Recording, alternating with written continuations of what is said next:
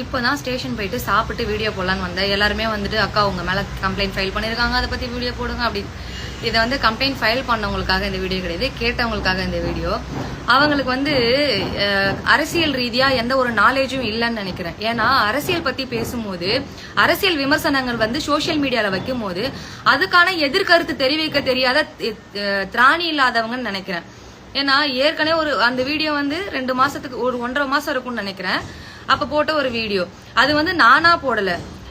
இதுல வந்து news channel மாதிரிலாம் இருக்கும் பாத்தீங்களா, இன்ஸ்டா பேஜ்ல அது மாதிரி நியூஸ் சேனல்ல வந்ததும் பிளஸ் என்ன தாண்டி நிறைய என்னை விட இன்ஃபுளுசர்லாம் பேசியிருந்தாங்க. அதை எடுத்து நான் அதுல ஒரு கருத்தை முன் வச்சேன். அந்த கருத்து தவறானதுன்னு சொல்லி ரிப்போர்ட் அடிச்சு தூக்கிட்டாங்க வீடியோவை. நானும் விட்டுட்டேன். அது அப்பயும் ஒரு கம்ப்ளைண்ட் ஃபைல் பண்ணாங்க. அதுவும் சட்ட ரீதியா நான் கட்டுப்பட்டு என்னவோ அதை நான் ஃபேஸ் பண்றேன்.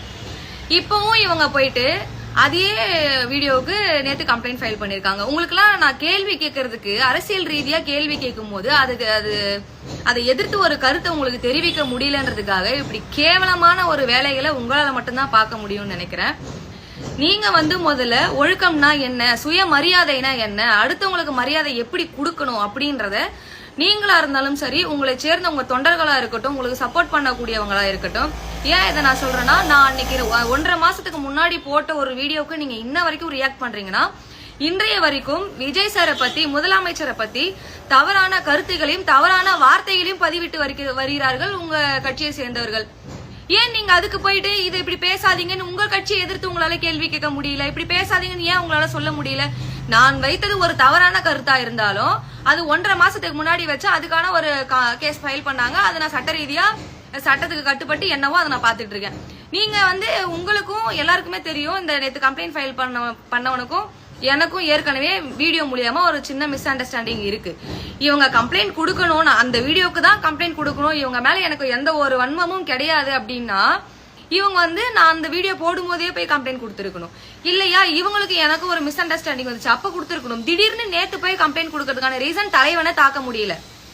அதனால தொண்டர்கள் வந்து பேசி அவங்க சப்போர்ட் பண்றோம். அதுல யாரு வந்து யாரோட வீடியோ நல்லா மக்கள் பாக்குறாங்களோ, யாரை பத்தி ரீச் ஆகுதோ அவங்கள உடனே எடுத்து போட்டுறது. இப்ப நேத்து அவர் போட்ட வீடியோக்கு மட்டும் இதுக்கு முன்னாடி அவருக்கு வந்த வியூஸை விட என்ன பத்தி போடக்கூடிய வியூஸ் எவ்வளவு வந்திருக்கு, எவ்வளவு லைக் பண்ணிருக்காங்க, எவ்வளவு கமெண்ட்ஸ் எல்லாமே நீங்களே பாருங்க. புரியுதா? அப்போ உங்களுக்கு ஒரு லைக்குக்காகவும் ஒரு ஃபாலோவர்ஸ்க்காகவும் நீங்க பண்ணக்கூடிய ஆட்கள், நாங்க வந்து மக்களுக்காக இறங்கி கேள்வி கேட்கக்கூடிய ஆட்கள். புரியுதா? இன்ன வரைக்கும் நான் எந்த கட்சியிலும் கிடையாது. என்னோட தனிப்பட்ட கருத்து நான் தாவேக்காவுக்கு சப்போர்ட் பண்ணி நான் போடுறேன். என் வீட்டுல இருக்க மொத்த பேரும் எல்லாமே டிஎம்கே தான். அவன் எல்லாரும் ஒரு போஸ்டிங்ல இருக்கு.